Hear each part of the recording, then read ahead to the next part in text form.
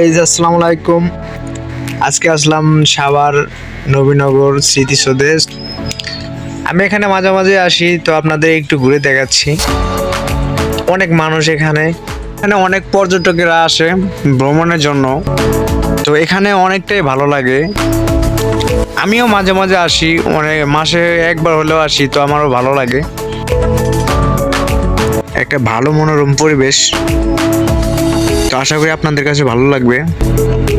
সবাই like, comment এবং share করবেন। Thank you.